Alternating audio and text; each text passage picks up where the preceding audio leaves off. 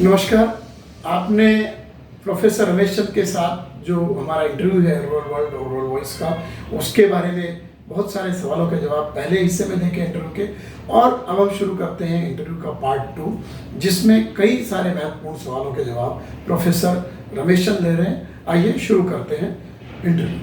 Professor Ramesh Chand ji, आजकल technology को लेकर के बहुत जोर है एग्रीकल्चर में, लेकिन अगर हम देखें हमारे देश में कृषि टेक्नोलॉजी और शोध को लेकर के जो ढांचागत सुविधाएं हैं, उसके ऊपर निवेश की कमी की बात होती है। इस तरह क्या होता है कि उतना निवेश नहीं हो रहा जितना जरूरत है। इसका कृषि और किसानों पर क्या असर है? दूसरे जो टेक्नोलॉजी को लेकर के है, टेक्नोलॉजी का बहुत बड़ा इम्पैक्ट एग्रीकल्चर पर अभी है, आपने अभी जिक्र भी किया पिछले सवाल के जवाब में। और जीएम टेक्नोलॉजी को लेकर के भारत में पहले हमने 2002 में अडॉप्ट किया, लेकिन अभी उसके बाद हम लोग इसमें थोड़ा सा इसको लेकर के रुख हमारा थोड़ा ठंडा है या थोड़ा अस्पष्ट है। इन बातों को आप किस तरह से देखते हैं? जी। हरबीर जी, एक तो जो एग्रीकल्चर R&D और टेक्नोलॉजी है वो अब मल्टीपल सोर्सेस से आ रही है। जो पहले एक था कि पब्लिक सेक्टर पर ही हम ऑलमोस्ट निर्भर थे, अब आप देख रहे होंगे कि एग्रीकल्चर स्टार्टअप्स जो हैं वो भी आ रहे हैं। प्राइवेट सेक्टर का आप वेजिटेबल्स में देखिए, मेज में हाइब्रिड देखिए, वो भी जो है आ रहा है। तो ये एक एनवायरनमेंट थोड़ा बदल रहा है। दूसरा ये है कि जो एग्रीकल्चर के रिसोर्सेज हैं, उनमें जो मुझे ज़्यादा बड़ा डैमेज हुआ लगता है वो ये है कि जो हमने फ्रेगमेंटेशन कर दिया एग्रीकल्चर को। अब एक यूनिवर्सिटी से दो यूनिवर्सिटियां, दो से तीन, agriculture university, veterinary university, horticulture university, fishery university, उनसे फिक्स्ड कॉस्ट इतने ज़्यादा इंक्रीज हो गए कि जो रिसर्च पे पैसा जाना चाहिए था वो उधर चार चार वाइस चांसलर, चार चार रजिस्ट्रार आप समझते हैं कि वो एक पैसा उधर भी गया, हम उसका एफिशिएंट यूज कर सकते थे। और तीसरा, कई सरकारें ये भी कहती हैं कि सब्सिडी पे सारा पैसा चला जाता है, अब R&D क्या करें, पैसा नहीं है। लेकिन हमें इसको सीरियसली लेना चाहिए। देश की core strength public sector R&D से ही आती है। अब मैं तो ये भी कहूंगा कि किसान भाई, उनके फायदे के लिए टेक्नोलॉजी है, वो इसका विचार करें। जो स्टेट्स मंडी फी कलेक्ट करती हैं इतनी ज्यादा, तो उसका कुछ हिस्सा वो ईयर मार्क करें कि हम इसमें से यदि 2% है तो 0.5% एग्रीकल्चर R&D के लिए देते हैं। तो सोर्स उसके लिए ज्यादा आने जो है वो बड़ा जरूरी है। और आजकल टेक्नोलॉजी कम्प्लेक्स और कॉस्टली भी होती जा रही है, हमें बर्ड के साथ compete करना है। आपने जीएम टेक्नोलॉजी का सवाल पूछा। अगेन ये सेंसिटिव मुद्दा है, लेकिन मैं इसका जवाब देने में कोई हेजिटेशन नहीं करूंगा, क्योंकि ये देश के और किसानों के भविष्य का मामला है। पहला तो मेरा ये मानना है कि जहां कन्वेंशनल टेक्नोलॉजी से आपको अचीवमेंट हो जाती है, वहां हमें जीएम में बिल्कुल नहीं जाना चाहिए। जैसे सीरियल्स में हमें अचीवमेंट्स हो रहे हैं, बीट में, राइस में, तो कोई उसमें हमें जाने की जरूरत नहीं है। लेकिन यदि पूरा जोर लगाने के बाद भी कन्वेंशनल टेक्नोलॉजी से हमें नहीं कुछ मिलता, तब मेरे ख्याल से हमें जो है मजबूरी में जीएम टेक्नोलॉजी की ओर भी जाना चाहिए। ये ऐसे ही है कि आपका इलाज एलोपैथी से भी नहीं हुआ, आयुर्वेदा से भी नहीं हुआ, और सिद्धा से भी नहीं हुआ, तो मजबूरी में आप होम्योपैथ भी ट्राई करते हो। तो एक तो उस सेंस में कि हमें यदि कहीं रे ऑफ होप मिलती है तो हमें फिर उसकी ओर जाना चाहिए। दूसरा, मेरा ये मानना है कि जो इसमें रिस्क कहा जा रहा है कि प्राइवेट सेक्टर सीड के थ्रू बहुत कॉस्टली कर देता है टेक्नोलॉजी को, जहां पर जीएम की डेवलपमेंट पब्लिक सेक्टर इंस्टीट्यूशन करती है, तो वो इसकी सेकंड कंडीशन मेरे हिसाब से होनी चाहिए। जैसे हमने ब्रिंजल डेवलप किया, ग्रो कर रहा है उसको बांग्लादेश, जैसे मस्टर्ड डेवलप हुई, जो हमारे पब्लिक सेक्टर ने हमें जो है उसको देखकर हमें करना चाहिए। तीसरा, जो जीएम टेक्नोलॉजी की हमारे देश में ऑब्जेक्टिव असेसमेंट नहीं है। इवन जो GEAC वगैरह भी थी, उनमें एग्रीकल्चर के साइंटिस्ट ही नहीं थे। तो जब तक आप एग्रीकल्चर के साइंटिस्ट को दूसरों के साथ भी, मैं दूसरों के वर्क उसके विरोध में नहीं हूँ, लेकिन एक अपना पर्सपेक्टिव रखने के लिए ड्यू रिप्रेजेंटेशन एग्रीकल्चर के साइंटिस्ट की GAEAC वगैरह में, उस डिसीजन मेकिंग में बड़ा जरूरी है। और हम जब उसको असेस करते हैं, एक और तो हम केमिकल का यूज कम करना चाहते हैं भाई। GM टेक्नोलॉजी तो कई तरह के केमिकल का सब्स्टिट्यूट है, तो जी। वो आपको एक केमिकल से फ्रीडम भी मिलती है। इन सब चीजों को हमें देखना चाहिए। और चौथा, हम कहीं बहुत ज्यादा लूज तो नहीं कर रहे इस टेक्नोलॉजी को अम्ब्रेस ना करके। तो हम फॉरेन एक्सचेंज में thousands of crore of rupee edible oil में हमें देना पड़ता है। तो इस सारे को देखकर मेरे ख्याल से देश को कंप्लीटली इसको रिजेक्ट नहीं करना चाहिए। हर सिटी एस्पेक्ट और जो मैंने बताए, हमें यदि कहीं और हमें सफलता नहीं मिलती तो ऑयल सीड के क्षेत्र में हमें जरूर इसको अपॉर्चुनिटी देनी चाहिए। मेरा अगला सवाल टिकाऊ खेती को लेकर था, लेकिन आपने जब अपने पेपर के बारे में बताया कि हमें पूरी तरीके से हम केमिकल फ्री एग्रीकल्चर पर नहीं जा सकते, अफोर्ड कर सकते हैं कुछ सीमा तक, लेकिन हमें दोनों के बीच का रास्ता अपनाना पड़ेगा। उसका जवाब आपने पूरा जो फूड सिक्योरिटी और उन सब को लेकर के उस संदर्भ में आपने जवाब दिया है सर। अगला मेरा एक सवाल, ये आपने जिक्र भी किया था कि जो क्लाइमेट चेंज है, जो एक्सट्रीम वेदर इवेंट्स हो रही हैं, उससे एग्रीकल्चर पे बड़ा असर पड़ रहा है। और अब तो जैसे हमने किसानों से बात की देश भर में, अब वो इसको समझने लगे कि क्लाइमेट चेंज का मतलब क्या है, क्योंकि वो सीधे प्रभावित हो रहे हैं। और हाल ही में अभी FAO का एक पेपर आया था जिसमें कहा कि पिछले 30 साल में एग्रीकल्चर और अलाइड सेक्टर में $3.8 ट्रिलियन, यानी भारत की अर्थव्यवस्था से भी ज्यादा का नुकसान इस क्षेत्र को हुआ है। तो ये जो क्लाइमेट चेंज का जो मुद्दा है, इसको हम कैसे एड्रेस कर पाएंगे, और जो हमारे किसान हैं जो इससे सीधा प्रभावित हो रहा है, वो कैसे हम उसकी इनकम को कैसे सिक्योर कर पाएंगे, और हमारे जो एग्रीकल्चर का प्रोडक्शन है उसको कैसे हम सिक्योर करें कि ये क्लाइमेट चेंज की जो परिस्थिति है उसमें हम कैसे सामंजस्य बैठे हैं, उसको लेकर हम क्या कर रहे हैं। ये प्लेनेट और पीपल की सर्वाइवल का मुद्दा है, अकेले फार्मर की इनकम का मुद्दा नहीं है।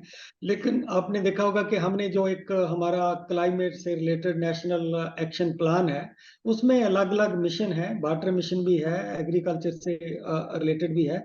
लेकिन हमें एग्रीकल्चर में एक दो चीजों को समझना पड़ेगा। एक तो यह है कि एग्रीकल्चर एक ऐसा सेक्टर है जो क्लाइमेट चेंज से प्रभावित भी होता है और क्लाइमेट चेंज को प्रभावित भी करता है। हाँ। टेम्परेचर 1 डिग्री बढ़ जाए तो उससे कार की प्रोडक्शन इफेक्ट नहीं होती, फ्रिज की प्रोडक्शन इफेक्ट नहीं होती, लेकिन एग्रीकल्चर की प्रोडक्शन उससे अफेक्ट होती है। तो एक तो ये समझना चाहिए, यदि क्लाइमेट चेंज होता है तो उसका सबसे adverse effect agri food sector पे होने वाला है। दूसरा, जिस मुद्दे को बिल्कुल ही इग्नोर किया गया, मैं भी अभी FAO की दुनिया के 14 थॉट लीडर को बुलाया था इसी बात पे चिंता करने के लिए। मैंने जो सबसे बड़ा मुद्दा उनको, FAO को भी कहा कि आप इसको आगे लाइए, वो ये है, हमारे किसान ये तो अब समझ रहे हैं अच्छी तरह से क्लाइमेट चेंज से मेरी कृषि पे क्या इफेक्ट हो रहा है, लेकिन ये जागृति ज्यादा नहीं है कि एग्रीकल्चर भी क्लाइमेट चेंज को जो हो रहा है उसमें कंट्रीब्यूट करता है। तो हम इसे केवल हमारे इंडस्ट्री सेक्टर, ट्रांसपोर्ट सेक्टर पे नहीं छोड़ सकते कि वो अपना मिशन कम करें और क्लाइमेट चेंज ठीक ठाक हो जाएगा। जो भी क्लाइमेट चेंज हो रहा है उसमें एग्रीकल्चर की हिंदुस्तान में भूमिका 17% है। तो जी। एग्रीकल्चर को, क्योंकि वो तो सबसे बड़ा स्टेक होल्डर है इसमें, एक ये सबसे पहले करना चाहिए कि एग्रीकल्चर, जो एग्रीकल्चर से ग्रीन हाउस गैस एमिशंस होती हैं उनको हम कम करें। जिस तरह हम बाकी सेक्टर में EV की बात जो है कर रहे हैं, ग्रीन इकोनॉमी की बात कर रहे हैं, ग्रीन हाइड्रोजन की बात कर रहे हैं, इसी तरह एग्रीकल्चर में हम एमिशन को उसी तरह से कैसे लेकर जाएं। यदि हम उसको नहीं करेंगे, दूसरे सेक्टर में हमें अचीवमेंट हुआ भी, तब भी हम इसके जो अभी डिसाइड हुआ है कि 1.5 डिग्री सेल्सियस पे हमें टेम्परेचर राइज पे रोक लगानी है, वो नहीं कर पाएंगे। दूसरा ये है कि अभी तक हमें नुकसान इसलिए फील नहीं हुआ कि साइंस अभी तक इस क्लाइमेट चेंज के अफेक्ट, एडवर्स इफेक्ट को काउंटर करने में कामयाब हो गई है। लेकिन वो एक सीमा है, हम टिपिंग पॉइंट की ओर जा रहे हैं। जब आप टिपिंग पॉइंट पे पहुंच जाते हो तब फिर कोई भी साइंस उसको काउंटर करने के लिए नहीं कहेगी। तो इसको हमें दोनों से लेना चाहिए कि एग्रीकल्चर को हमें इससे बचाना है, और उसको बचाने के लिए एग्रीकल्चर का भी योगदान क्लाइमेट चेंज मिटिगेशन में उसी तरह से है जिस तरह से बाकी सेक्टर्स का है। तो ये सर, एक तो खाद्य तेलों में टेक्नोलॉजी को लेकर के आपने जिक्र किया ही है पिछले सवाल में कि हमारी जो निर्भरता है उसमें अगर कम करना है तो टेक्नोलॉजी का इस्तेमाल हमें करना चाहिए। जो ग्रोथ है ये एग्रीकल्चर और अलाइड सेक्टर में, वो फसलों के अलावा जो दूसरे सेक्टर हैं, डेयरी है, फिशरीज है, हॉर्टिकल्चर है, वहां से ज्यादा ग्रोथ आ रही है। तो जो आपको लगता है कि जो डाइवर्सिफिकेशन है, जो विविधीकरण है, उसमें किसानों की आय वृद्धि का मंत्र है, उसके जरिए किसानों की आय में बेहतर बढ़ोतरी की जा सकती है? नहीं, ऑफ कोर्स, यदि आप इनकम देखें कि हॉर्टिकल्चर क्रॉप से क्या है और नॉन हॉर्टिकल्चर क्रॉप से क्या है, तो हॉर्टिकल्चर क्रॉप से रिस्क जरूर है, उसमें 4 से 5 गुना इनकम है compare to non horticulture crops. यही एक वजह है कि आज सबसे हाई प्रोडक्टिविटी और सबसे हाई ग्रोथ उन स्टेट्स में आ रही है जो डिवर्सिफिकेशन की ओर जा रहे हैं। जो हमारी ट्रेडिशनल ग्रीन रेवोल्यूशन स्टेट्स आगे होती थी प्रोडक्टिविटी में, क्रॉप प्रोडक्टिविटी पर हेक्टेयर में और एग्रीकल्चर ग्रोथ में, जैसे कि हमारे हरियाणा और पंजाब, वो अब टॉप पे नहीं है। अब आप देखोगे कि आंध्र प्रदेश, वेस्ट बंगाल, हिमाचल प्रदेश, तो जहां जहां डिवर्सिफिकेशन हुआ है या हो रहा है वहीं पर तेजी से ग्रोथ आ रहा है, और वहीं पर जो है हमें हाईएस्ट प्रोडक्टिविटी मिल रही है। और इसके लिए हमें थोड़ा नीतियों में भी जो है हमारे किसान जो एक्सेसिवली एमएसपी पे डिपेंडेंट हो गए, उनको भी एक नए रास्ते देने होंगे। तो मैंने मेरे इस पेपर में जिसका आपने जिक्र किया, एक बड़ा अच्छा ग्राफ दिया है जी। कि जिस एग्रीकल्चर के सेगमेंट को ज्यादा गवर्नमेंट का इंटरवेंशन है, चाहे वो एमएसपी से या सब्सिडी से, उसका उतना ही कम ग्रोथ है। और वजह उसकी यही है कि जो डिवर्सिफिकेशन है वो डिमांड ड्रिवन है, और डिमांड ड्रिवन जो चीज होती है उसकी पावर किसान को प्राइस देने की बहुत ज्यादा होती है कंपेयर टू के हम एमएसपी के थ्रू उसको लें। तो आप इसीलिए देख रहे हो कि डिमांड ड्रिवन ग्रोथ एविडेंट है वेजिटेबल्स में, फ्रूट्स में, एग्स में, पोल्ट्री में, मिल्क में और फिश में। तो हमें जरूर इसको देना चाहिए। और डिमांड भी हमारी जो सीरियल वगैरह की है वो बड़ा स्लो रेट से इंक्रीज हो रही है। डिवर्सिफिकेशन बहुत बड़ा ड्राइवर है ग्रोथ का और फार्मर की इनकम का। तो बेसिकली मार्केट की डिमांड और उसको सप्लाई का जो संतुलन है, वहां पर इसमें डाइवर्सिफिकेशन का रोल बहुत बड़ा है, और आमदनी का किसानों की। सर, ये आपका ये एक आकलन रहा है कि जो आने वाले दिनों में हमारा जो कृषि उत्पादन है, उसके करीब जो अतिरिक्त उत्पादन होगा उसका करीब 25% तक के लिए हमें इंटरनेशनल मार्केट तलाशने होंगे, निर्यात बाजार तलाशने होंगे। तो जो एक तो क्या ये जो ग्लोबल मार्केट जो एक्सेस है और दूसरी जो नीतियां हैं, वो इसके लिए रास्ता हमारे लिए आसान करती हैं। और इसमें जो जैसे WTO है या दूसरे जो रीजनल एग्रीमेंट्स हैं ट्रेड और कॉमर्स के, वो किस तरीके से इसमें हमें सपोर्ट करते हैं या बाधा डालते हैं आपके हिसाब से?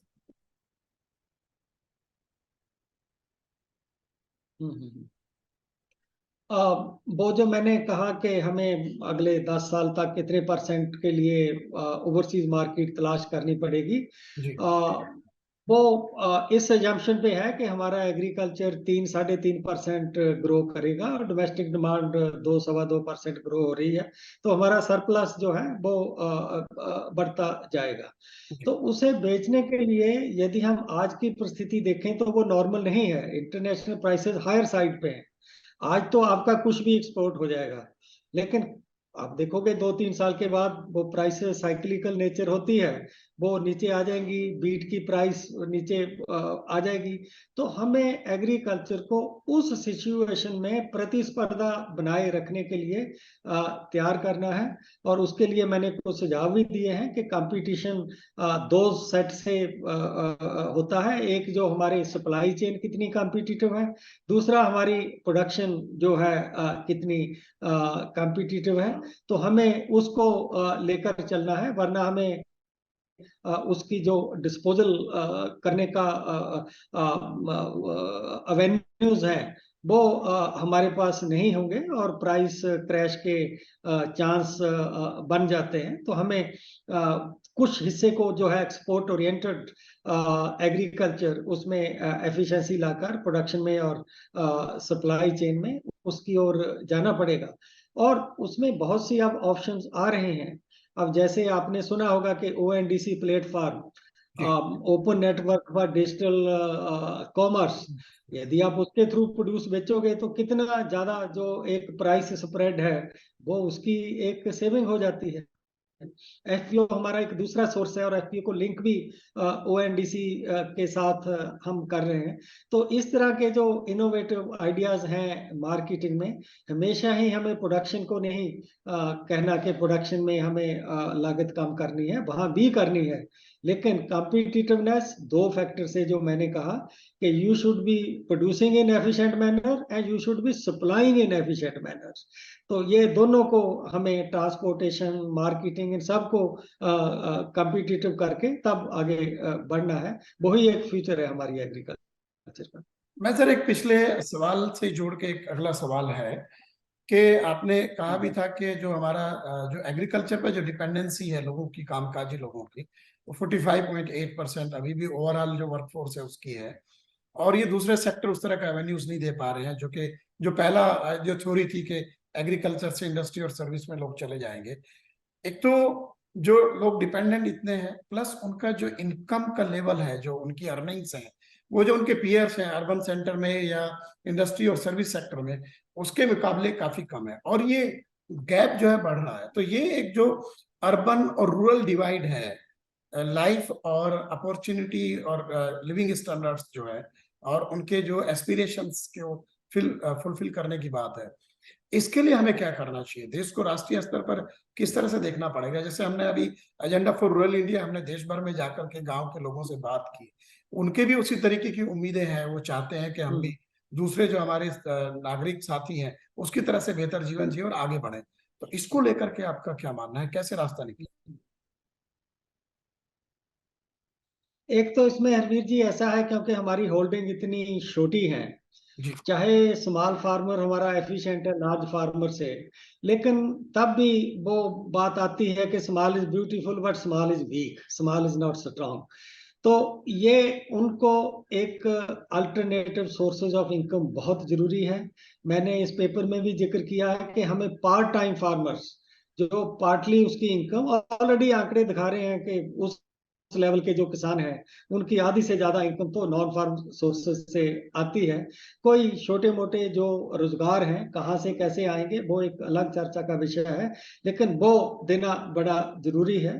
कृषि से उनको उस तरह की जो है इनकम नहीं हो सकती। बहुत से हमारे ऐसे भी किसान हैं वो कृषि को छोड़कर जाना चाहते हैं। बहुत से ऐसे हैं वो अपने छोटे कार को जमीन लीज इन करके और बढ़ाना चाहते हैं। तो इस तरह के सभी जो मैकेनिज्म हैं इसको हमें एनकरेज करना चाहिए। स्मॉल मार्जिनल फार्मर के कॉन्टेक्स्ट में ये चीजें बहुत इंपॉर्टेंट हो जाती हैं कि हम उनको ऑर्गेनाइज करें, जहां तक हो सके उनकी स्केल को बढ़ाएं। फार्मिंग में ही कोई पोस्ट हार्वेस्ट वैल्यू एडिशन के जो पॉसिबिलिटीज हैं उनको हम क्रिएट करें। इन सब को लेकर हमें आगे जाना पड़ेगा। और स्मॉल होल्डर के लिए, मार्जिनल फार्मर के लिए एक पार्ट टाइम फार्मर का ही मॉडल हमें अल्टीमेटली लाना पड़ेगा, और उन्हें नॉन फार्म सोर्सेज से आधे से ज्यादा इनकम वहां से दिलाने के अवसर पैदा करने पड़ेंगे। इसीलिए मैंने कहा था बिगिनिंग में भी कि अब आगे 25 साल में एग्रीकल्चर के लिए ये मॉडल जो वेस्टर्न कंट्री का मॉडल है वो हमारे पे नहीं आएगा, हमें एक अपना अलग से एक मॉडल बनाना पड़ेगा। एक सर, हमारा जो क्रॉप्स का प्रोडक्टिविटी का लेवल है कुछ राज्यों में तो ठीक है, लेकिन अगर हम बात करें, खैर अमेरिका जैसे डेवलप्ड, जो जहाँ 1920 में आपने कहा कि ये सब सीड्स आ गए थे हाइब्रिड और जीएम टेक्नोलॉजी भी आ गई है, वो सब है, वहां पर जो यील्ड का लेवल है उसके मुकाबले हमारा जो राष्ट्रीय औसत पर अगर हम देखें, बहुत सारी फसलों में हम लोग आधे पे भी नहीं रुकते, और इवन चाइना का यील्ड का लेवल हमसे बहुत बेहतर है। अगर यही जो उत्पादकता का स्तर बेहतर हो जाएगा तो ये एक तो इनकम एनहांसमेंट हो जाएगा फार्मर का, क्योंकि उसी सेम साइज ऑफ प्लॉट पे उसको ज्यादा उत्पादन होगा तो ज्यादा आमदनी होगी उसको। तो ये इसमें आप क्या मानते हैं कि हमारे जो किसान हैं उनके पास संसाधनों की कमी है, या उनके पास टेक्नोलॉजी की कमी है, या हम लोग उस तरीके के वैरायटल डेवलपमेंट और वो चीजें नहीं कर पा रहे हैं जो हमें उस स्तर पर ले जाएं? इसकी वजह क्या आप मानते हैं? इसमें बहुत से फैक्टर्स हैं, लेकिन पॉजिटिव साइड पे एक फैक्टर है कि जो यील्ड गैप था जी। वो कम हो रहा है। पिछले 10 साल में यदि आप एग्रीकल्चर ग्रोथ इंडिया की देखोगे, वो चाइना से ज्यादा है। ये पहली बार हुआ है, और एक एग्रीकल्चर ही ऐसा सेक्टर है जिसमें ये उपलब्धि हासिल हुई है कि 10 साल में, मैं 2 साल 3 की बात नहीं कर रहा कि हमारी इकोनॉमी चाइना से फास्ट ग्रो हो रही है। यदि 10 साल का आप ग्रोथ रेट लें तो हमारा ग्रोथ रेट वर्ल्ड से 50% ज्यादा है, और चाइना से भी अब हमारा ग्रोथ ज्यादा है, यूएसए से हमारा ग्रोथ काफी ज्यादा है। तो इसलिए ये जो यील्ड के गैप हैं ये थोड़ा नैरो होने शुरू हो गए हैं। लेकिन हमारे यहाँ अभी भी आप देखोगे कि चाइना की प्रोडक्टिविटी हाई होने के दो सोर्स हैं। Very high use of fertiliser, हमारे से कहीं 2 गुना 3 गुना। और चाइनीज फार्मर आर गार्डनर, वो इतना केयर उसकी करते हैं प्लांट्स की। तो इस तरह के काफी उसमें फैक्टर आ जाते हैं। हम मोनोक्रॉपिंग के अगेंस्ट बातें करते हैं, वहाँ इतनी स्ट्रॉन्ग मोनोक्रॉपिंग होती है। तो बहुत से ऐसे फैक्टर हैं, लेकिन अब हम कॉन्शियस हैं इस चीज के। टेक्नोलॉजी भी बाहर से भी आ रही है, अपने यहाँ भी एक डेवलप हो रही है, और कुछ कुछ फसलों में हम वर्ल्ड से आगे भी हैं। ऐसा नहीं कि हमेशा ही हम उसको नीचे का ही दिखाएं। कुछ फसलों में हम वर्ल्ड से बेहतर हमारी एवरेज प्रोडक्टिविटी है। लेकिन ये एक आशा भी पैदा करता है कि यदि हमारा यील्ड लेवल कम है तो हमारे पास ग्रोथ के अवसर चाइना और यूएसए से एग्रीकल्चर में बहुत ज्यादा है। क्योंकि हम उनकी प्रोडक्टिविटी से काफी नीचे भी रहे, तब भी हमारा अभी ग्रोथ की बहुत सारी अपॉर्चुनिटीज हैं, और उनके लिए वो अपॉर्चुनिटी ग्रोथ की सीमित होती जा रही है। जी सर, ये एग्रीकल्चर फाइनेंसिंग एक बहुत बड़ा मसला है, बहुत बड़ा काम भी है। गवर्नमेंट ने जो सब्सिडाइज्ड इंटरेस्ट के ऊपर फार्मर्स को लोन देना शुरू किया, जो किसान क्रेडिट कार्ड के जरिए जो क्रॉप लोन होता है, ये है, ये इंटरेस्ट सबवेंशन एक बड़ा हिस्सा है ओवरऑल जो सरकार का बजट होता है उसमें। लेकिन इसमें एक तो पक्ष ये है कि क्या हमें अभी एग्रीकल्चर फाइनेंसिंग को और ज्यादा वाइब्रेंट करने के लिए कुछ नए प्रोडक्ट, नए सुधार लाने की जरूरत है। दूसरा, ये जो गवर्नमेंट सब्सिडाइज्ड जिस तरीके का कर्जा देती है उसमें बहुत सारे ऐसे किसान हैं जो कि बटाई पे काम करते हैं। अलग अलग राज्यों में इनका स्तर 15 से लेके 25, 30, 40% तक भी जाता है। वो उस तरह के बेनिफिट्स नहीं ले पाते। तो ऐसे में जैसे आपने पहले ही कहा था कि मॉडल लैंड लीजिंग एक्ट है, तो यह और दूसरे रिफॉर्म्स करने की जरूरत है, क्योंकि जो जिस तरह का प्राइवेट सेक्टर का फाइनेंसिंग है उसमें अभी जो डायरेक्ट किसान के स्तर पर जिस तरह से एग्रीकल्चर में एज ए फाइनेंशियल इनपुट इस्तेमाल होना चाहिए, जितना ज्यादा होना चाहिए, वहां कहीं ना कहीं अभी हम लोग उतना आगे नहीं जा पा रहे। इसमें हरवीर जी ऐसा है कि देश के अलग अलग रीजन्स में अलग अलग परिस्थिति है। यदि आप ईस्टर्न रीजन को देखेंगे तो वो अभी भी क्रेडिट स्टार्ड है। इतना कम वहाँ इंस्टीट्यूशनल क्रेडिट गया है कि हमें उसको बहुत पुश करने की जरूरत है। दूसरी ओर हमारे कुछ ऐसी भी स्टेट्स हैं कि जहां जितना प्रोडक्शन क्रेडिट आना चाहिए उससे कहीं ज्यादा क्रेडिट दिया जा रहा है, और उसकी वजह से काफी ज्यादा बैंक क्रेडिट जो है कंजम्पशन लोन में, सरमनीज में, इधर उधर भी स्पेंड हो रहा है। वहां हमें अलग किस्म की अप्रोच की जरूरत है। ईस्टर्न इंडिया में बिहार, झारखंड, असम, उड़ीसा, वहाँ एक अलग किस्म की हमें क्रेडिट की और स्ट्रेटजी की जरूरत है। सदर्न इंडिया में सिचुएशन एक और अलग तरह से है, क्योंकि यदि आप एक्सेस में क्रेडिट देते हो तो कई बार वो अजय वीर जाखड़ जी कहते भी हैं कि किसान को गिरवी बनाने में बैंकों का भी रोल है, कि वो बहुत ज्यादा उनको दो दो तीन तीन एजेंसियां लोन देती रही। तो इसमें बहुत अब चेंज हुआ है। किसान क्रेडिट कार्ड बने हैं, अब तो पशु किसान कार्ड जो है वो भी बन रहे हैं। फिशर्स के लिए भी किसान जो क्रेडिट कार्ड है वो बन रहे हैं। लेकिन जो लेने वाले हैं उनको भी थोड़ा उससे कि हम इसको ऐसे लें कि हम इसको वापस देने में हमारा समर्थ जो है इसमें जो बना रहे। लेकिन कई एरियाज में जो एग्रीकल्चर क्रेडिट है वो एक मैकेनिकल वे में बन गया है कि आपका साल पूरा हुआ, आपने पैसा दिया और द्वारा अदल बदल करके फिर आपने वही उसको ले लिया। तो जो credit as an instrument of change work वहां पे नहीं कर रहा। मैं फिर यही कहूंगा कि नॉर्थ वेस्ट इंडिया में क्रेडिट का रोल डिवर्सिफिकेशन लाने में होना चाहिए, ना कि वही अदल बदल के राइस बीट रोटेशन ही आप उसको करते रहें। तो वो एक रोल है। और लास्ट में जो आपने इशू रेज किया, हमारे लीज इन लैंड जो करते हैं, जो हमारे टेनेंट फार्मर्स हैं, उनकी संख्या बढ़ती जा रही है और बढ़ेगी। लेकिन उनको एलिजिबिलिटी लोन के लिए, क्योंकि लैंड टाइटल नहीं है, वो नहीं है। तो इसमें बहुत पहले नीति आयोग ने एक मॉडल लैंड लीज एक्ट दिया था, जिसको कुछ स्टेट्स ने एक लिमिटेड रूप में अडॉप्ट भी किया। लेकिन इसका बहुत बड़ी हमें जरूरत है। देश में फैलो लैंड इंक्रीज हो रही है, लोग नॉन एग्रीकल्चर में किसानों के बेटे आ रहे हैं। आजकल एक एक बेटा है कई फैमिली में, तो कोई खेती करने वाला वहां नहीं है, लैंड खाली पड़ी हुई है। तो इस सब को, जो हमारे यहाँ कुछ लोग इसको जो प्री इंडिपेंडेंस कॉलोनियल रूल का सिस्टम था, जमींदार वर्सेस टेनेंट, वो इससे जोड़ देते हैं। ये इसका बहुत बड़ा दुर्भाग्य है। मॉडल लैंड लीज नीति योग का किसी टेनेंट को, जो जिम्मेदार की लैंड पे टेनेंट बना, अवेक्ट करने का नहीं है। और ये मतलब रेट्रोस्पेक्टिवली इंप्लीमेंट करने के लिए नहीं कहा गया। ये तो प्रोस्पेक्टिवली के आगे के लिए इसको इंप्लीमेंट होना है। तो इसको स्टेट्स को जरूर देखना चाहिए, और इससे बहुत आप देखोगे कि फर्क पड़ेगा। रूरल एरिया में बहुत से छोटे फार्मर जमीन लेकर एक बेहतर गुजारा करने की स्थिति में हो जाएंगे, और अभी जिनको वो प्राइवेट लेंडर से लोन लेना पड़ रहा है, उनको भी एक सब्सिडाइज्ड रेट पे लोन मिल सकेगा। तो ये land lease, model land lease adopt करना बहुत इंपॉर्टेंट है, तभी फार्मर की असेस क्रेडिट तक होगी।